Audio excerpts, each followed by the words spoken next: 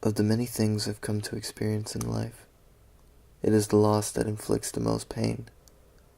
It is not the wound, nor the blunt force, nor the heartbreak occurring after the loss. It is the loss itself, the idea that you had something to cherish, that filled a hole in your heart and soul, and it is lost forever. Forever could not be that long, but it is, and you will retch and scream until it finally sits with you, and you are molded to it like clay. The empty piece in your heart, where the feelings died.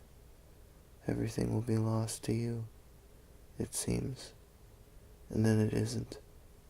And every time you remember that there was that place, now vacant or now filled, you will retch and scream until it finally sits with you, again and again and again. The pain does not hide. The pain does not get replaced. The pain does not leave. It is there. You just learn not to find it.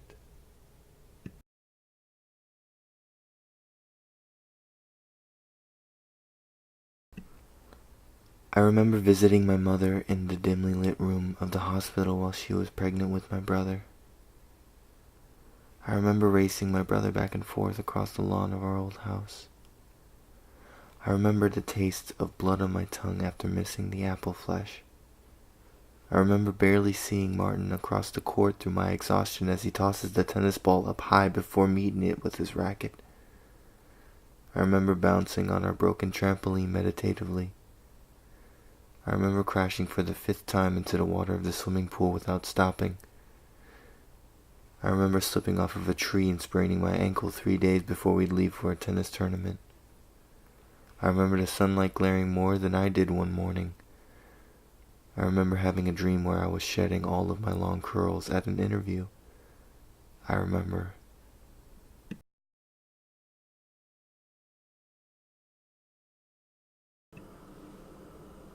My breath dances in front of me, while my tears reach for the floor. Desperate things leave so quickly, sorrowfully passing by.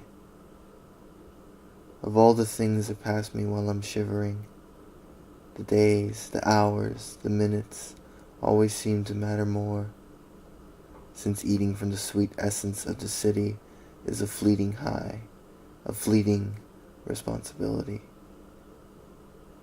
Black hand made of latex and plaster, too above me to see, too above scenes to seem to affect these thoughts I think. I give in to your oppressive ideals before screaming again and running from the rainwater. My coat is damp, my boots splash stinging substance into my socks and jeans. I will fall deeper into the alleyways of the city, deeper into my work and school buildings, deeper into addiction, into addiction, into addiction, deeper into this city sweet with indifference to its difference.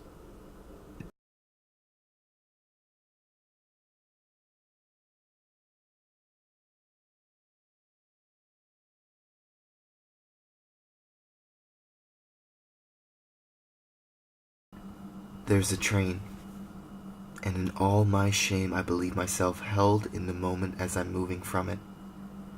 I detach from what's moving as my thought holds me still and I watch myself go. There's shame in the flesh, and there's shame in not seeing, but I still digress. Like my body gone forth, I ignore with each step, and I state with each strain that I am not what I was, held back in that moment, held still by shame. I rush into traffic lights, red and green alike. As they complement each other, I descend from my own sight, and I am still held in the moment, and I still stampede on furiously. Some wonder how such a body moves without looking up. And there could have been a car this time, unprepared for my speed and lack of hesitation, and up, where there could have been a person coming forth just to pick the poor pockets of my coat while I ignore him, or her, or them. But I look up suddenly, and a train rushes by, passing me, my mind that I had left a block away. Okay. And I was saved then, despite